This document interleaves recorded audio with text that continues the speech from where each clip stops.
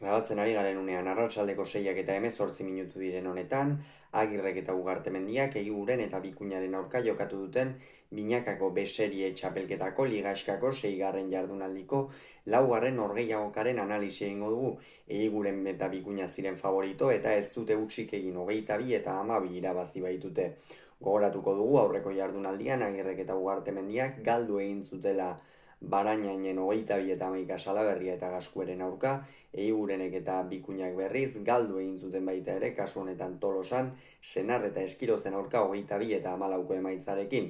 Batzuentzat noski Agirre eta Ugartemendiarentzat kasu honetan askoz ere garrantzitsuagoa zen puntu hau, punturi gabe baitzeuden, Eiguren eta Bikuñarentzat ere garrantzitsua zen, baina arnas gehixeago hartzeko dago bikote hau. Partida hasieratik dinamika oso negatiboan sartu dira gorriak, 6 eta huts aurreratu dira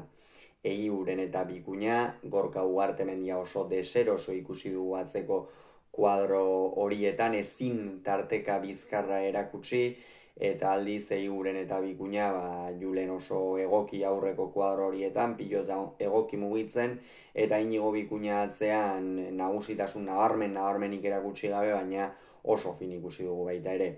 Gerora, tantoak aurrera joan diren enean,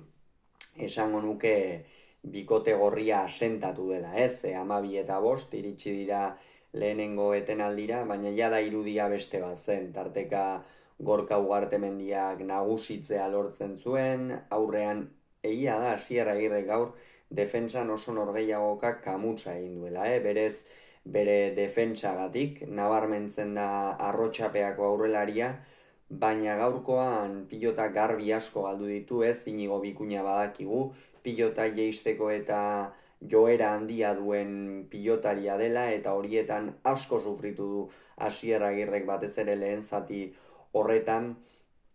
eta horrek ere kondenatu du bikotea, baina bigarren zatia oso bestelakoa izan da, asko hortu dela esango nuke partida. Gorka Ugartemendia ere lasaiago ikusi dugu, bizkarra Inigo Bikuñari gehiagotan erakusten, askoz ere segurtasun handiagoa ematen, hori ere garrantzitsua zen bikote gorriarentzat, baina aurrean Asier Agirre abagune garbirik gabe ezin Julen Eiguren jokaldiak egin, eta Julen berriz oso inspiratuta, errematean ere fin, Ormabikoekin ere Agirreri min handia eginaz, eta benetan partida handia atera du Azpeitiarrake, defentsa nabarmentzen da Eiguren ere askotan, bere buruari denbora ematen baitio defenditzerako garaian gero jartzeko, eta gaurkoan ere alaxe egin du Azpeitiako aurrelariak. Gero bigarren zatian 18 eta 10 iritsi dira bigarren etenaldira, eta jada azken zatirako inongo aukerarik gabe geratu dira, naiz eta bigarren zatian itxura apur bat hobetu duen bikote gorriak, baina ez die ezer handitarako balio izan, azkenerako 22 eta 12, une oso kritikoan Agirre eta Ugartemendia, esango nuke ia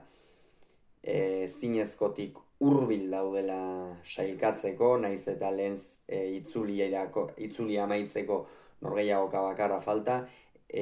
punturik gabe dira sailkapenaren zuloan, 8. postuan, eta Eiguren eta Bikuña berriz, bigarrenekin berdinduta joango dira gaur Gasteizik etxera, beraz hori ere albiste ona bikote urdinarentzat. Hauxe beraz esan beharrekoa, hurrengoan gehiago izango duzu, bikaten hon izan, agur.